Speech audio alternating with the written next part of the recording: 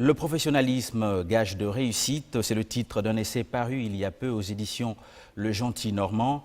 L'ouvrage traite globalement des questions managériales en milieu professionnel, d'emploi et d'entrepreneuriat. Dans un monde où le marché du travail devient de plus en plus le théâtre d'une concurrence rude, cet ouvrage, on va le dire, est d'une actualité indéniable. Bonsoir à tous et bienvenue dans ce nouveau numéro de l'invité de Gabon Télévision qui, vous l'aurez compris, reçoit aujourd'hui l'auteur du dit ouvrage. Il s'agit de James Ola. Monsieur Ola, bonsoir et merci d'avoir répondu positivement à notre invitation. Merci, bonsoir à vous. Bonsoir. Et bonsoir à vos téléspectateurs. Notre invité est diplômé en droit de l'université Paris-Panthéon-Sorbonne.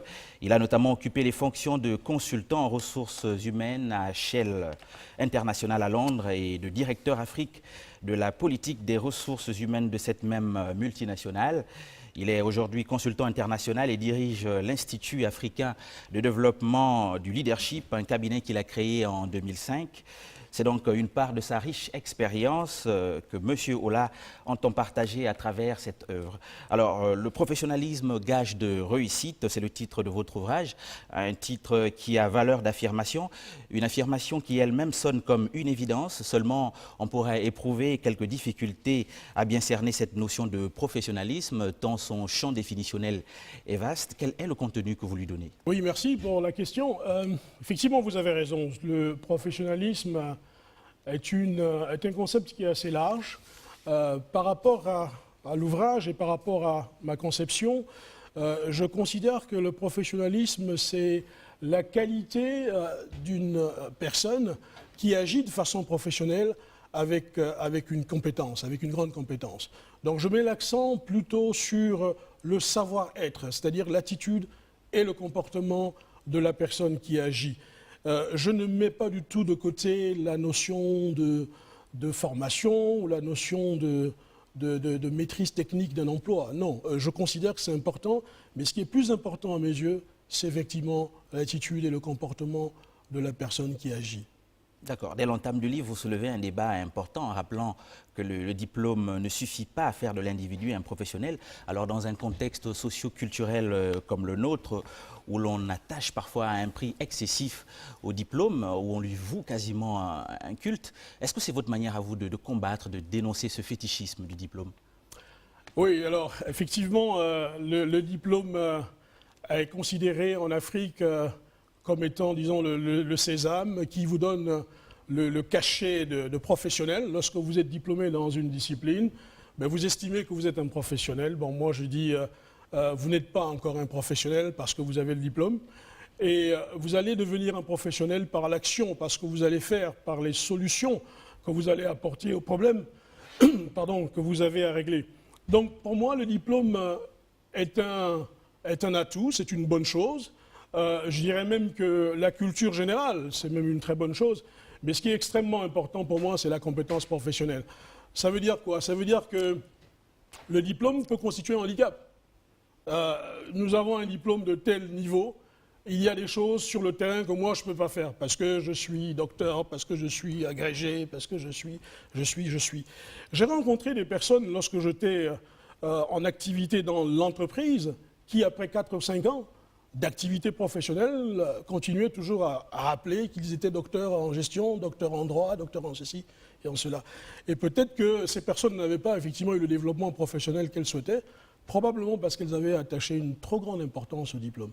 Donc il faut peut-être relativiser la place du diplôme dans le professionnalisme. D'accord. Je rappelle que votre ouvrage est subdivisé en 10 chapitres et le premier de ces chapitres est consacré au travail. Vous dites que c'est une vertu et surtout vous posez au lecteur la question de savoir quel est son rapport au travail. Pourquoi cette question? La nature du rapport au travail détermine-t-elle l'échec ou la réussite en milieu professionnel? Oui, en grande partie. Je pense que le rapport au travail détermine, oui, l'échec ou la réussite, pas seulement au niveau, au milieu professionnel. Ce rapport détermine l'échec ou la réussite dans tout ce que l'on fait. Si vous n'aimez pas travailler, si vous considérez le travail comme étant, disons, une charge, si vous considérez le travail comme étant une activité que vous faites par contrainte, à partir de ce moment-là, vous ne pourrez pas réussir. Parce qu'il faut quand même, dans la réussite, une dimension de de désir, une dimension de motivation, et la motivation pour moi elle est plutôt intérieure. Il faudrait que vous aimiez ce que vous faites. Si vous n'aimez pas ce que vous faites, si le travail que vous faites ne vous plaît pas, vous ne serez pas efficace, vous n'allez pas réussir. Et en parlant du travail, de la vertu et de l'amour du travail, vous avez évoqué une expérience personnelle vécue en Corée. Qu'est-ce qui vous a séduit dans ce modèle sud-coréen? Alors, j'ai eu effectivement, dans ma jeunesse, l'opportunité de me rendre en Corée du Sud. C'était dans les années 80, et j'étais jeune à cette époque-là. Et ce qui m'avait beaucoup frappé dans ce pays, c'est que les gens travaillaient. Partout où vous allez, vous trouvez des gens qui étaient occupés à travailler.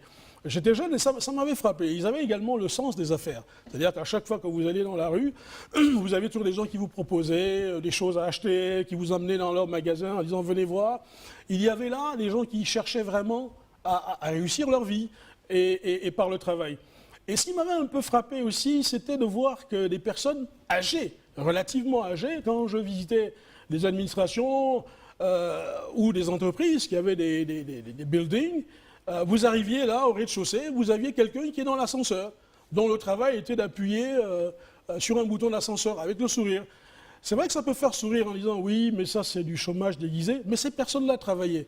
Et on m'a expliqué en général qu'en Asie, les personnes âgées tendent à travailler le plus longtemps possible pour rester indépendantes financièrement vis-à-vis de leurs enfants. Et ça m'a beaucoup frappé. J'ai été personnellement aussi, j'ai eu l'occasion de rencontrer le directeur, enfin le président d'une grande compagnie sud-coréenne, la Sanyeon Corporation, et j'avais 19 ans à l'époque, et ce président m'avait proposé un job à Séoul.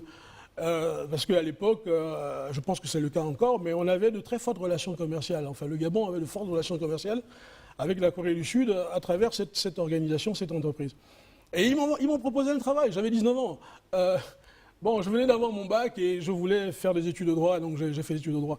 Mais c'est un pays qui m'a vraiment beaucoup marqué positivement. D'accord. Vous avez également, dans la foulée, été emmené à parler du rapport des Africains au travail. Vous estimez qu'il a évolué. Seulement, vous jugez cette évolution douloureuse et positive. Que doit-on entendre par là? Oui, c'est-à-dire que, en fait, dans l'ouvrage, j'explique que les Africains ont beaucoup, peut-être dans l'inconscient collectif des Africains, le travail a toujours été un petit peu considéré comme une corvée. D'ailleurs, on parlait de travail forcé pendant la colonisation. Et dans l'inconscient collectif, on a toujours un petit peu associé le travail au blanc. On dit le travail du blanc ne finit pas, on travaille toujours. Donc, ce côté un peu négatif associé au travail, nous l'avons gardé pendant longtemps. Et il faut rappeler qu'avant la colonisation, il y avait la traite négrière. Cette traite négrière a duré 400 ans, 4 siècles. Et l'Afrique avait été vraiment amputée de sa sève, avait été amputée de ses bras. Et ces personnes qui étaient déportées dans les Amériques y étaient à cause du travail. Ils allaient travailler dans les champs de canne à sucre et de café. Donc, dans l'inconscient collectif noir, si je puis dire, le travail a toujours eu une connotation assez négative.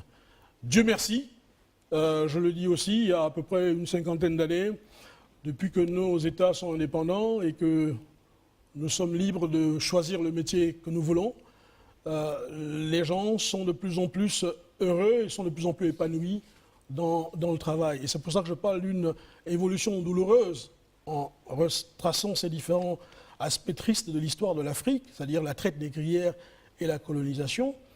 Mais je dis que c'est une évolution positive parce qu'aujourd'hui, on peut faire le métier qu'on veut sans que cela soit une corvée, je l'espère en tout cas.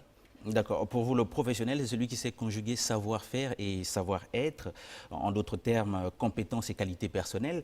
Et justement, le chapitre 3 parle de ces critères sur lesquels les entreprises s'appuient pour recruter. De manière plus détaillée, quel est le meilleur profil à avoir? Alors, le meilleur profil, en fait, c'est un mélange à la fois de connaissances, je dirais, académiques, mais aussi de ce que j'appelle des connaissances ou des compétences transversales qui sont très appréciées dans le milieu professionnel. Alors, effectivement, vous avez raison de faire allusion à ce chapitre 3.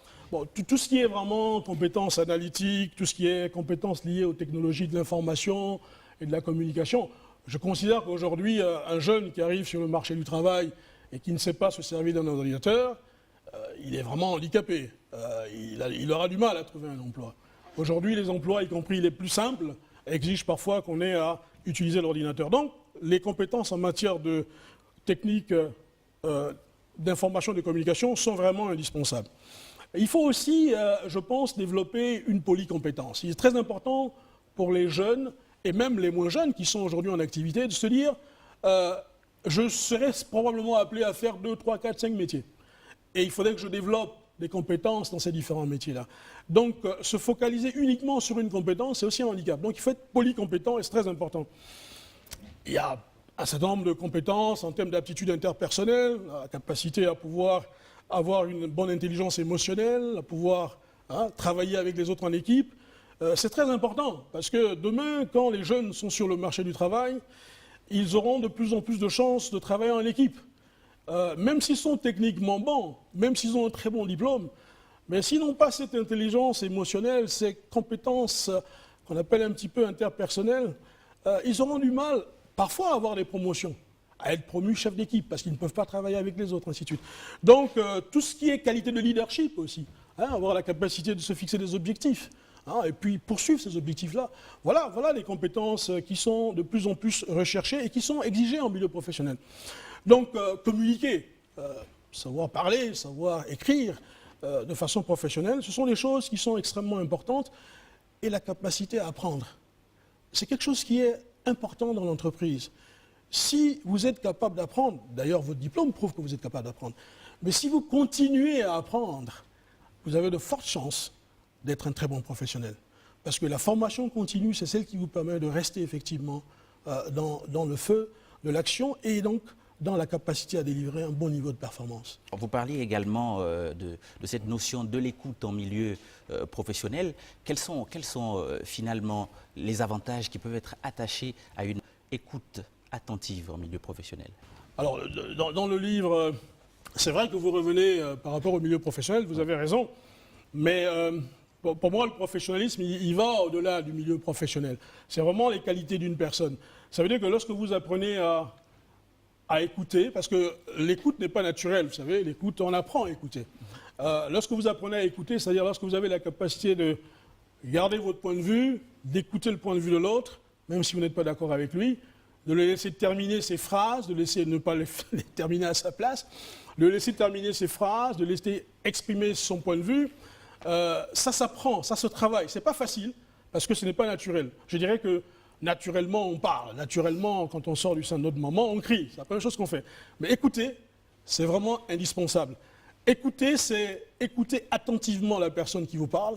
C'est regarder la personne qui vous parle, parce que l'écoute, elle n'est pas seulement ce que vous dites, mais aussi l'expression corporelle. Donc une bonne dimension de l'écoute intègre ce qu'on appelle la capacité à écouter le non-verbal. Vous savez que lorsqu'on parle, les gens, tout ce qu'on va lire aujourd'hui, les gens vont écouter... vont retenir peut-être 7% du point de vue de l'écoute, mais ils vont regarder la façon dont nous nous exprimons, ils vont regarder notre gestuelle. Donc, dans le livre, j'insiste aussi sur la capacité que nous avons à pouvoir écouter les gens de façon globale. Pas seulement ce qu'ils disent, mais aussi comment ils le disent, comment ils s'expriment, et y compris comment leur corps s'exprime. Donc l'écoute, c'est vraiment important, et ça s'apprend. Ça ne s'improvise pas, ça s'apprend. D'accord. Le chapitre 7 est consacré au projet professionnel et vous l'entamez par une question, la suivante. Comment construire un projet professionnel précis pour bien s'insérer? Alors permettez-moi de faire mienne cette question pour vous la retourner. Oui, alors vous avez effectivement raison. Le projet professionnel, il passe d'abord en fait par une réflexion personnelle. Il faut que l'on sache exactement ce qu'on a envie de faire, quel genre de métier on veut faire, dans quel type d'organisation on veut travailler. Et peut-être aussi, on a peut-être tout simplement envie de créer sa propre entreprise. Donc un projet professionnel commence d'abord par une réflexion personnelle sur ses choix, sur ce qu'on a envie de faire, sur le but qu'on veut atteindre dans notre vie. Et cela, ça passe d'abord par la capacité qu'on a à savoir exactement ce qu'on veut, quelles sont nos valeurs, qu'est-ce qui est important pour nous, d'où effectivement le développement personnel. Et le développement personnel peut commencer très tôt. Vous savez, dans certains pays... que nous prenons souvent en exemple, on voit dans les familles où on demande aux enfants qui sont encore tout petits, qui ont 4-5 ans, quel métier tu veux faire plus tard quand tu seras grand? Bon, ça fait sourire un peu, mais on est en train de préparer ces gens-là déjà à bâtir leur projet professionnel. C'est vrai, le petit garçon vous dira souvent qu'il veut être pompier, qu'il veut être policier, parce que l'uniforme a toujours un impact sur les enfants. Mais déjà, on commence à faire réfléchir et à sensibiliser le petit garçon ou la petite fille sur la nécessité d'avoir un projet professionnel. Je pense que si on peut copier cet exemple-là et commencer à demander à nos enfants qu'est-ce que tu veux faire quand tu seras grand, et que ça devienne une habitude, ça sera vraiment bien. Donc c'est important pour nous de pouvoir avoir cette vision-là. La deuxième chose qu'il faut donc une réflexion personnelle. Qu'est-ce que j'ai envie de faire? La deuxième chose, c'est avoir aussi une idée claire sur, effectivement, quelles sont les compétences que vous avez pu acquérir. Vous êtes jeune aujourd'hui, vous êtes peut-être encore au lycée, ou vous êtes à l'université, vous êtes dans des clubs, vous êtes dans des associations de jeunes, il y a des compétences. Vous avez fait des stages de vacances, il y a des compétences que vous avez commencé à acquérir. Donc on en parle là-dedans comme étant les choses sur lesquelles vous devez commencer à réfléchir, ce que j'appelle la réflexion personnelle. Et après, effectivement, vous avez des choix professionnels, les pistes de métier que vous voulez faire concrètement. Et là, vous allez commencer à vous intéresser aux entreprises qui peuvent vous offrir ce genre de métier. Il y a aussi quelque chose que j'indique dans le livre, c'est peut-être que les gens veulent faire des affaires. Vous savez, on ne devient pas homme d'affaires avec un bac plus 5 et on a du mal à trouver un job. On devient homme d'affaires parce qu'on l'a pensé peut-être 10, 15 ans plus tôt. Vous voyez ce que je veux dire? Donc les choix professionnels commencent très tôt. Ils ne sont pas forcément à la fin ou lorsque vous butez devant un obstacle. Donc il faut définir vos intérêts professionnels. Il faut également définir quels sont les choix. Vous voulez travailler en entreprise? Dans quel type d'entreprise? Dans le pays? À l'extérieur? Quels sont effectivement les aspects qui vous intéressent? Est-ce que vous voulez travailler dans une grande entreprise? Est-ce que vous voulez travailler dans une petite entreprise? Et peut-être que j'ai un projet professionnel qui est créer ma propre entreprise. Donc c'est ce que j'aborde un petit peu là-dedans. Donc ça exige premièrement une réflexion personnelle, une connaissance un petit peu du milieu du travail, hein, ou plutôt préalablement une bonne connaissance au niveau des choix professionnels, une connaissance du milieu du travail, et puis effectivement, si vous êtes déjà aussi en entreprise, les choix professionnels peuvent également être faits. On ne fait pas seulement le professionnel quand on est étudiant, hein. On peut faire aussi des choix professionnels lorsque on est en entreprise. Et effectivement, si on a envie de changer de carrière, si on a envie de changer d'entreprise, on peut également faire ces choix professionnels-là en activité. En abordant la question du professionnalisme, vous faites référence à la notion d'accueil. Alors on le sait, le problème de l'accueil, c'est une véritable question hein, qui se pose avec acuité dans nos administrations, notamment publiques. Quel rapport établissez-vous entre accueil et professionnalisme? Alors, je pense que, pour que tout le monde comprenne, j'ai pris cet exemple-là parce que c'est un exemple qui est parlant. Vous savez, le professionnalisme n'est pas lié à une profession. Le professionnalisme, ce sont les qualités qu'une personne présente, ce sont les qualités qu'une personne utilise avec une attitude de professionnel. Donc, j'ai pris l'exemple de l'accueil parce que nous avons tous été accueillis au moins une fois. Ça peut être dans nos administrations, ça peut être dans des grandes surfaces, ça peut être dans le secteur privé. Il faut reconnaître que l'accueil n'est pas forcément ce que l'on fait de mieux. Pourquoi j'ai pris cet exemple? Parce que je veux dire que l'accueil, c'est le professionnalisme. Lorsque vous allez dans un supermarché, par exemple ici, et que vous demandez à une personne qui s'occupe d'un rayon, vous lui demandez, voilà, je voudrais, est-ce que madame, bonjour, est-ce que vous pouvez m'indiquer où se trouve le rayon des fruits et légumes? Dans, malheureusement, 9 cas sur 10, elle vous dira, ah, allez-y, regardez là-bas. Bon, pensez-vous que cette personne est professionnelle? Je ne pense pas. Peut-être que c'est une personne qui a un bon diplôme, peut-être que c'est une personne qui sait techniquement bien ranger ses rayons, mais pensez-vous qu'elle a le savoir-être, elle a l'attitude et le comportement d'un professionnel? J'ai pris l'accueil parce que nous avons tous été, à un moment ou à un autre, soit dans la position de répondre de cette façon-là, comme cette personne que j'ai donnée en exemple, soit nous avons été victimes de ces personnes-là. Donc c'était une façon pour moi un peu de sensibiliser tout le monde, pour dire que le professionnalisme, ce n'est pas seulement dans les hautes positions, il est à tous les niveaux. Et le premier contact que vous avez avec une organisation, souvent, c'est l'accueil. La gestion des carrières est un problème qui se pose véritablement dans nos administrations publiques, voire privées. Cette responsabilité, on le constate, est presque souvent laissée aux seuls employeurs. Vous soutenez que l'individu, l'employé, doit de plus en plus s'impliquer dans la gestion de sa propre carrière. Mais de quelle manière? Oui, alors c'est très simple. Bon, c'est vrai que ce soit dans la fonction publique ou dans le secteur privé, le problème est le même. Hein. C'est-à-dire que, je lis dans mon livre d'ailleurs que c'est à peine 1% des personnes qui ont des carrières qui sont gérées. Souvent, ce sont les personnes qui ont... alors, pour qui on pense beaucoup de bien. Donc on va gérer leur carrière. On va dire, voilà, tous les 2-3 ans, la personne change. Mais quand vous regardez, en fait, 98% ou 99% des personnes qui sont dans les entreprises ou qui sont dans l'administration, en fait, sont un peu laissées à leur propre sort. Alors, ça veut dire quoi? Ça veut dire que si vous voulez gérer votre carrière, c'est-à-dire vous développer, grandir professionnellement, vous devez vous assurer que vous continuez à vous former. Et l'une des choses qu'on remarque, pour le regretter, c'est que beaucoup de gens, justement, parlant du fétiche du diplôme, ont un diplôme, entrent dans une entreprise ou dans une administration, et puis ils arrêtent de se former. Ils ne vont plus se recycler, ils ne lisent plus de livres, ils ne font rien d'intéressant pour maintenir justement leur niveau de connaissance. Et ces personnes sont parfois surprises qu'elles n'avancent pas. Mais il y a quand même une part de responsabilité importante. Là, je parle de la formation continue. Si vous voulez progresser dans votre carrière et avoir le niveau qui correspond à ce que vous espérez avoir, il faut aussi assurer votre développement personnel. Il faut aussi assurer le développement de vos compétences. Et ça, c'est un exemple que je donne. Mais il y a aussi le fait que vous pouvez prendre des initiatives et faire le point sur votre carrière et vous dire, est-ce que ça vaut la peine de continuer ? À un moment donné, vous pouvez faire ce bilan vous-même. Vous n'avez pas besoin forcément que le chef vous appelle. Vous pouvez faire le point en disant, mais voilà, ça fait 5 ans, 8 ans, 10 ans que je suis là. Est-ce que j'avance ? Et se poser la question, peut-être pourquoi je n'avance pas, dans le cas où vous n'avancez pas.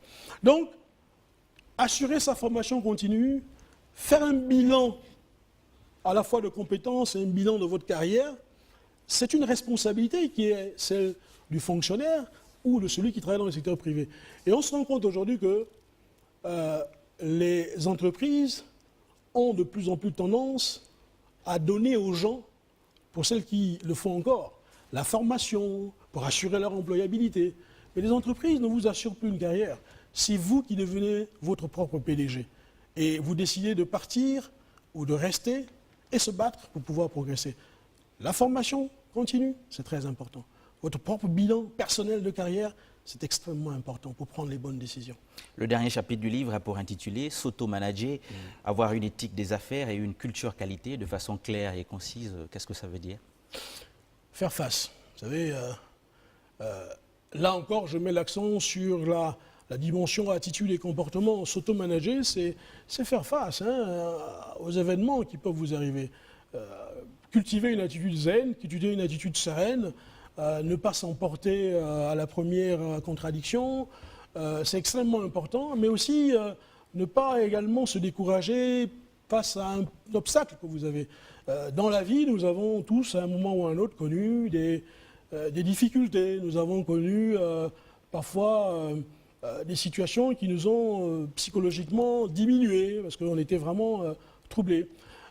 Donc là, je dis qu'il est important pour quelqu'un qui est un professionnel, qui puisse toujours garder le contrôle de la situation, qui puisse faire face, qui puisse avoir une maîtrise de lui-même, qui est très importante, parce que parfois, lorsque vous perdez aussi la maîtrise de soi, vous pouvez poser des actes qui seront très préjudiciables à la perception que les gens peuvent avoir de vous en tant que professionnel.